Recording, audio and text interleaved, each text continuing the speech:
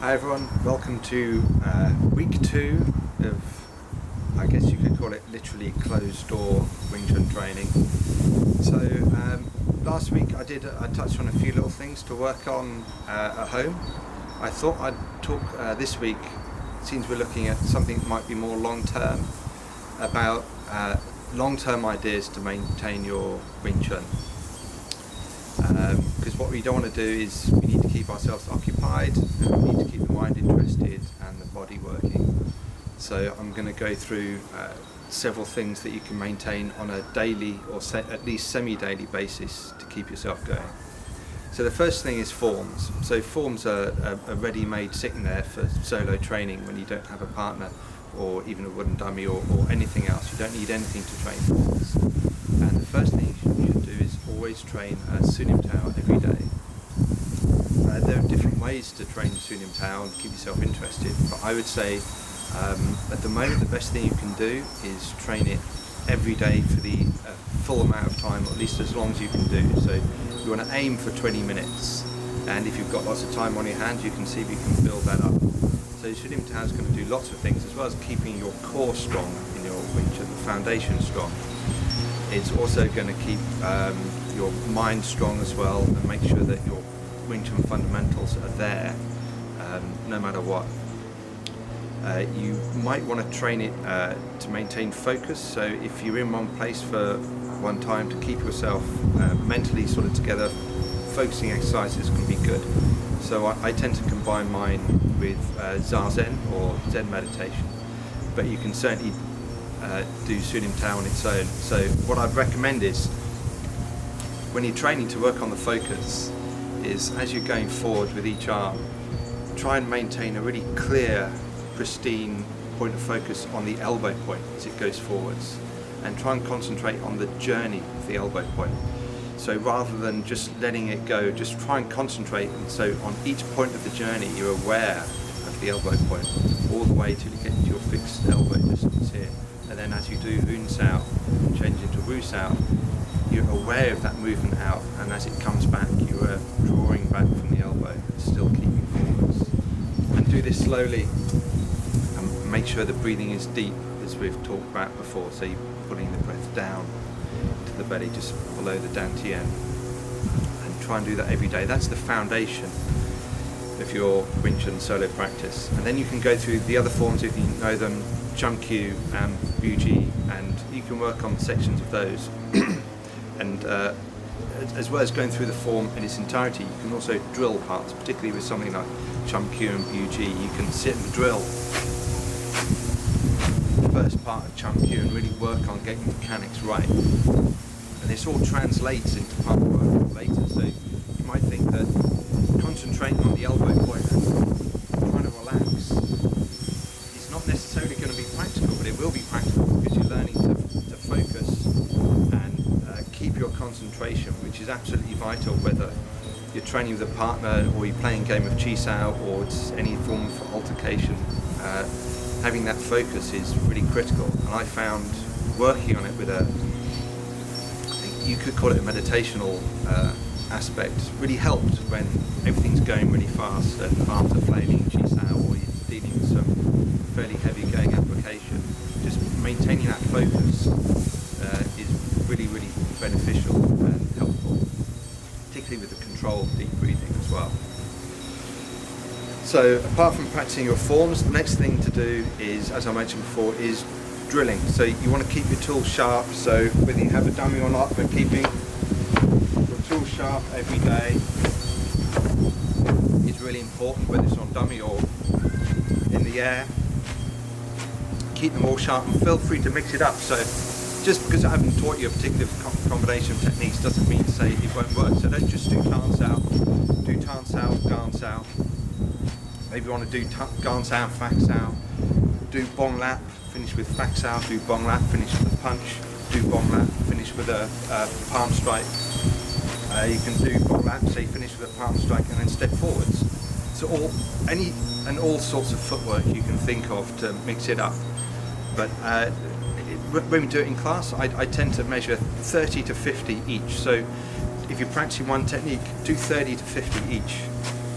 Or if you want, sometimes I would set a timer on my phone, so I'd say 5 or 10 minutes non-stop Tan punch. The other thing, of course, to practice is striking. So go through your punches, static, turns, moving forwards, moving backwards, 45 degrees. Once again, try and set yourself a controlled amount or time. So say 3 minutes of Bhima, 3 minutes of Bhima stepping backwards. Go through all of these things. It will really be helpful. Remember, if you're doing a wall bag, try not to do more than 50 punches a day. You can vary the strikes. You can do some punches, some palm strikes, some back sails, some where you have one side more forwards, some from a turn. So you can vary it that way, but you're still trying to practice all variety of strikes and all the footwork you do. You can also do this, you can combine this with shadow boxing. So when I'm doing Tan punch, step in, I'm not just going through the mechanics, I'm visualising a punch coming right from my face, I'm parrying it and going forwards with Tan's out, and there's an arm there, I need to trap and control it and go forwards and strike, and try and put intention into the strike. So I don't just come here and then step forwards, but really control and drive forwards. Remember, that's the thing that's stopping the other person from coming in. You can also work on stamina, so can you fire off 500 chain punches and keep everyone as powerful from the start to the end? If not, you have time now to work on that. So it might take a couple of weeks, but you can get to that point. The next thing you can work on is what you might call attributes. So you might want to spend some time just working on explosiveness. So when doing your punches, work on this side of, is it exploding? So you get to one position and then the next one, is it exploding forwards? Is it crisp? You might want to work on power generation. Is it coming from your hips? Where does the power generation come from? Is it coming from your elbows? Is it leading it? And then just see how it feels and how it changes, going from elbow to hips, shoulders, focusing on the knuckles, even on the knees, or even driving up from the ground as you turn to throw the punch forwards. Or you can pick an aspect. You can say have a training session. So you can go through all of these things and pick up crispness of movement, or centerline control, or explosiveness, or relaxation, and work on that throughout the whole thing. So if you're just doing basic punches, rather than working on explosiveness, you might want to make sure that every time your body's relaxed when you're sitting in your stance, make sure you are literally sitting.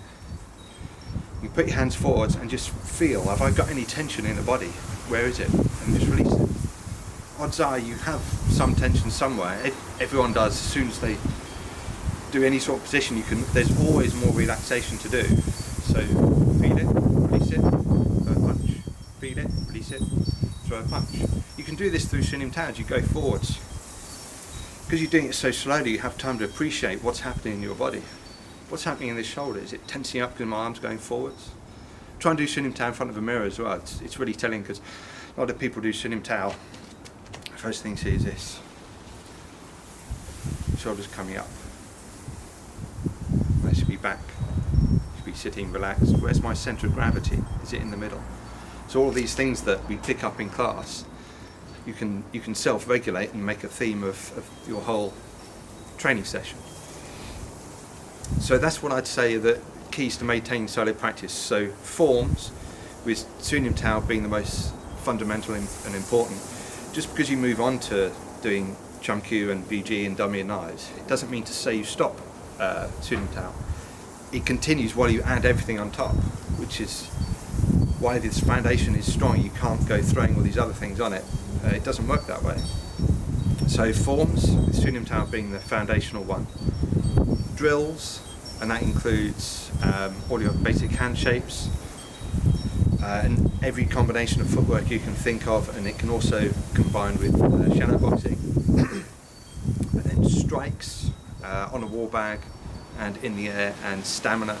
Then there's picking some sort of theme to work on and see if you can improve that over the course of a training session, over the course of several days, a week, and just see if that is going to improve your Wing Chun. So that's my recipe for keeping the foundations of your Wing Chun strong. You can practice any other number of things on this, but if you devote, say, a minimum of 20 minutes of that time to Wing Chun on top of a Sui Nim Tao of at least 15 to 20 minutes, you'll be keeping things ticking along really, really well.